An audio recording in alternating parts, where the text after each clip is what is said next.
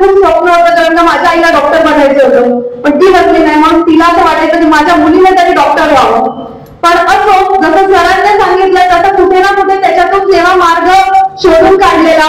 मी स्वतः biomedical science शिकलेली आहे DY पाटील कॉलेजमधलं, जे लोकांना माहिती सुद्धा नव्हतं की बायोमेडिकल सायन्सेस काय आहे.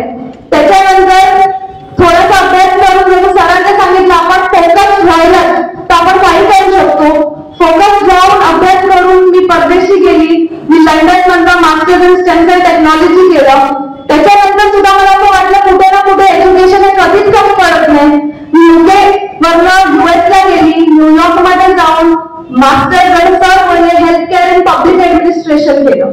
आणि हे सगळं शिक्षण म्हणजे आज मी डबल मास्टर्स आहे. तुमचे लाडके योगेश दादा ग्रॅज्युएट आहे, हे पण तुम्हाला सांगते. मला माहिती सगळ्यांना आज कुठे ना कुठे असं वाटतं आज दादा सुद्धा ग्रॅज्युएट आहे, दादा खूप शिकलेले आहेत. पण एक खास करून सांगायचं होतं दादाबद्दल. आजही दादाचे शिक्षण करताय, दादा आणि मी दोघं लॉ शिकतोय. म्हणून कुठे ना कुठे मला असं वाटतं की शिक्षण हे खूप गरजेचं आहे. शिक्षण हे आपण कधीही घेतलं तरी ते कमी पडत नाही. आणि आज जसं प्रतापदादांनी सांगितलं, तुम्ही सगळे आमच्या मंडणगडचे नव्हे तर महाराष्ट्र तालुक्याचे भविष्य आहात. म्हणून खूप गरजेचं आहे की आपलं भवितव्य जे आहे तुम्ही सगळे आहात, तुम्ही खूप शिकलं पाहिजे. आणि शिकत असताना जसं समर्थ सरने सांगितलं, भरपूर कोर्सेस असतात जे आपल्याला फ्रीली अवेलेबल असतात. सरांनी कोर्सेराबद्दल सांगितलं ना, सांगितलं लक्ष होतं स्टुडंट्सना जे मोबाईल मध्ये येतात. सरांनी बरेच कोर्सेस सांगितलेत. तुम्हाला सगळ्यांना खास करून आवर्जून सांगेल की आपण त्या कोर्सेस करावे. मी स्वतः आजपर्यंत कोर्सेरावरती नवीन नवीन सब्जेक्ट, नवीन नवीन लँग्वेजेस शिकत असते. म्हणून खास करून तुम्हाला ते सांगेल. आणि बरेच पालक वर्गाला मी तुम्हाला आधी सुद्धा सांगितलं की पोरांची जी आवड असेल, मी एवढं शिक्षण करून सायन्स बॅकग्राऊंड असून माझी खूप इच्छा होती की मी पिक्चर बनावं. आणि मी दादा म्हणजे दादा माझ्या आयुष्यात आले, दादाने मला मदत केली. आणि दादाच्या सहकार्याने जरी सायन्स बॅकग्राऊंड मध्ये जरी असली तरी मी स्वतःच्या हिंमतीवरती 2 मराठी पिक्चर हे स्वतः प्रोड्यूस केले. म्हणून जसं सरांनी सांगितलं की आपण एज्युकेशन कुठेही घेतो ते कधीही तुमचं वेस्ट जाणार नाहीये. तर फक्त आपली आवड निवड जी असेल, आपल्या हॉबीज जी असेल त्याच्यावर सुद्धा लक्ष द्या, खास करून सांगेन. आणि बरेच पालक वर्ग सुद्धा इकडे आहेत. खास करून तुम्हाला सांगेन, पोरांना जे करायचं असेल थोडंसं त्यांना प्रोत्साहन द्या. त्यांच्या आवडीची गोष्ट त्यांना करायला द्या. कधीतरी आपल्याला वाटतं की पोराला हे करायला पाहिजे, पण त्यांची आवड आणि त्यांची कला ही दुसऱ्या गोष्टीत असेल. म्हणून थोडंसं त्यांना प्रोत्साहन द्या. आणि मला माहिती आहे जास्त वेळ न घेता तुमची सगळ्यांची इच्छा होती की तुमचे लाडके दादा, तुमचे लाडके राज्य गृहमंत्री इकडे येणार होते, पण अचानक त्यांना कार्यक्रम आल्यामुळे ते नाही आले. पण त्यांची गृहमंत्री इकडे पोहोचलेली आहे ती तुम्हाला खात्री देते.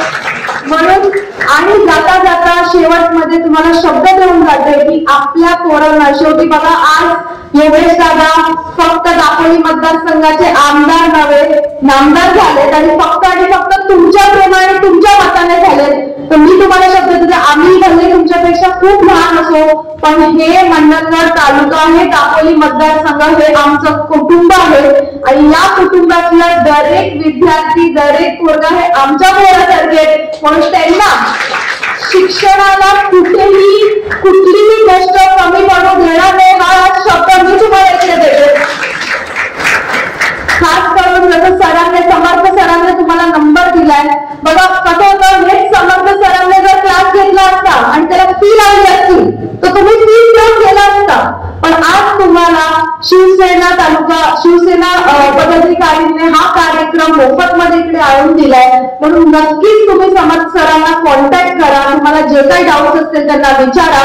आणि ह्याच्यासोबत जर तुम्हाला कुठलीही अडचण येत असेल तर मी सुद्धा उपलब्ध आहे. माझा नंबर घ्या, मला कॉन्टॅक्ट करा. गेल्या रविवारीच आपण जो दापोलीचा कार्यक्रम घेतला, मला 2 रविवार आधी मला 2 स्टुडंट्सचा फोन आलाय स्वतःहून तिकडून. त्यांना पण काहीतरी माहिती पाहिजे होती, स्कॉलरशिप बद्दल काय मदत पाहिजे होती. आपली पण स्वतःची संस्था आहे, संस्थेमार्फत आपण स्टुडंट्सला सातत्याने मदत करत असतो. म्हणून पुन्हा एकदा तुम्हाला सांगेन की योगेश दादा हे तुमचे लाडके आमदार आणि लाडके नामदार सातत्याने तुमच्या मदतीसाठी तुम्हाला जी काय गरज लागेल त्याच्यासाठी उपस्थित राहणार आहे. फक्त आपल्याला त्यांच्यापर्यंत पोहोचणं गरजेचं आहे, आपले जे विषय असतील त्यांच्यापर्यंत मांडणं गरजेचं आहे. आणि जास्त वेळ न घेता आयोजकांचे खूप खूप आभार मानते. आमचे सुधीर भाऊ पण इकडे पोहोचलेले, त्यांचे पण आभार मानते की दर रविवारी एवढे छान कार्यक्रम आयोजित करतात. आणि पुन्हा एकदा सगळ्या स्टुडंट्सचे मी आभार मानते, सगळ्या आयोजकांचे आभार मानते. तुम्ही मला बोलवलं, माझा मान सन्मान केला, त्याच्याबद्दल तुमचे खूप खूप आभार मानते. आपलं असंच कौटुंबिक नातं हे आपण जपून ठेवू.